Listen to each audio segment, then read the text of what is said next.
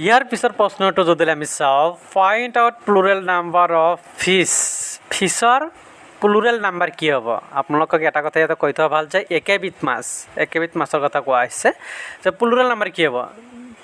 এ fish, ফিছেছ, fish, fish. ধৰিব পাৰিছেনে?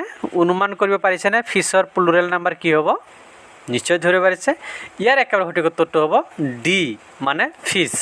আপোনালোকে এটা কথা মনত ৰাখিব, এই ফিছ ইয়াতে কি কোৱা হৈছে? একেবিধ মাছ।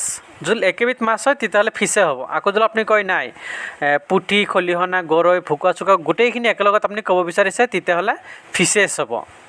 যিহেতু ইয়াতে ফিছ ইয়াতো কৈ দিছে একেবিধ মাছ, একেবিধৰ মাছৰ প্লুৰেল নাম্বাৰ আৰু ছিংগুলাৰ নাম্বাৰ একে হয়। ইয়াৰ পিছৰ প্ৰশ্নটো আমি চাওঁ বলক। Find out plural number of life. লাইফৰ প্লুৰেল নাম্বাৰ কি? Life, lives, leaves, lives. ইয়াৰ সঠিক উত্তৰ কোনটো হ'ব? A, B, C, D. ধৰিব পাৰিছেনে বা অনুমান কৰিব পাৰিছে নেকি ইয়াৰ সঠিক উত্তৰ কোনটো হ'ব? A, B, C, D. নিশ্চয় ধৰিব পাৰিছে। ইয়াৰ একেবাৰে সঠিক উত্তৰটো হ'ব চি। ইয়াৰ পিছত আপুনি কেনেকুৱা ধৰণৰ ভিডিঅ' পাব বিচাৰে? ইংলিছ গ্ৰামাৰ, সমাজ বিজ্ঞান, কিহৰ ওপৰত আপুনি ভিডিঅ' পাব বিচাৰে? অৱশ্যই কমেণ্ট কৰি জনালে ভাল পাম। ভালে থাকিব, ধন্যবাদ। বলক আজি আমি আলোচনা কৰোঁ ইংৰাজী গ্ৰামাৰৰ এটা অতি গুৰুত্বপূৰ্ণ বিষয়বস্তু নাম্বাৰ। নাম্বাৰৰ ওপৰত আমি কিছুমান অতি দৰকাৰী ইম্পৰ্টেণ্ট MCQ আনিছোঁ। আপোনালোকে নিজকে এবাৰ পৰীক্ষা কৰি চাওক, আপোনালোকে কিমান জানিলে বা পৰীক্ষাত প্ৰশ্ন আহিলে আপোনালোকে কিমানখিনি আপোনালোকে কৰিব পাৰিব, নিজকে এবাৰ পৰীক্ষা কৰি চাওক। প্ৰথমটো প্ৰশ্ন হ'ল find out plural number of কি। মানে কি মানে হ'ল চাবি, KEY। কি মানে হ'ল চাবি। চাবিৰ বহুবচন কি হ'ব? মানে চাবিৰ প্লুৰেল নাম্বাৰ কি হ'ব? A, B, C, D. ধৰিব পাৰিছেনে ইয়াৰ সঠিক উত্তৰ কোনটো হ'ব? ইয়াৰ সঠিক উত্তৰটো হ'ব এ, কিছ হ'ল ইয়াৰ প্লুৰেল নাম্বাৰ। এইটোৰ মই ঝটপটকৈ এটা নিয়ম কৈ দিছোঁ যে যিবিলাক শব্দৰ শেষত ৱাই থাকে, যিবিলাক শব্দৰ শেষত ৱাই থাকে আৰু ৱাইৰ কাষতে ভাৱেল থাকে, তেতিয়াহ'লে তেনেকুৱা যিকোনো শব্দৰ ক্ষেত্ৰত আপোনালোকে মাত্ৰ এছটো যোগ কৰি আপোনালোকে কি কৰিব পাৰিব? প্লুৰেল নাম্বাৰ কৰিব পাৰিব। 2 নম্বৰ প্ৰশ্নটো যদি আমি চাওঁ, find out plural number of cargo. Cargo শব্দটোৰ বহুবচন কি?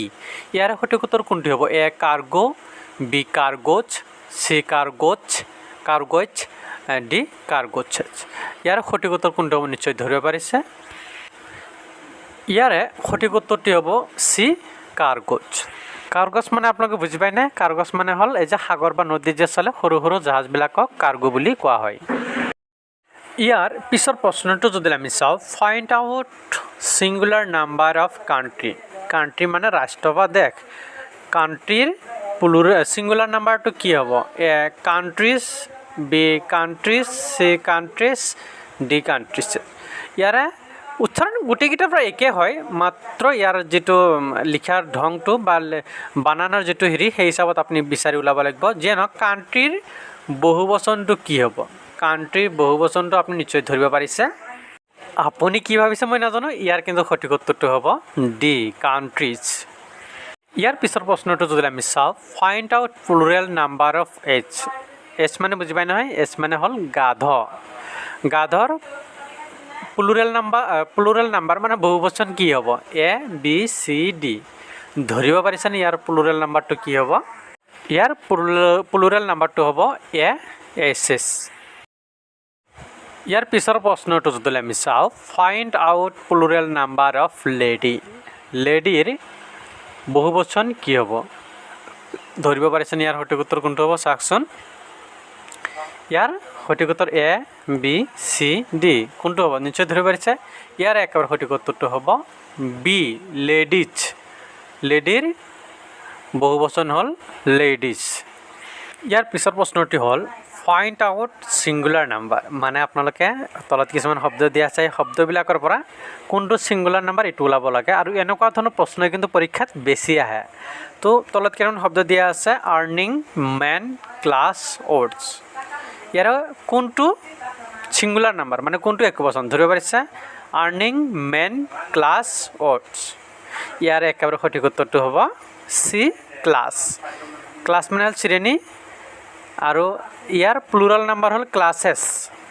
ক্লাছ মানে ছিংগুলাৰ আৰু ক্লাছেছ মানে হ'ল প্লুৰেল।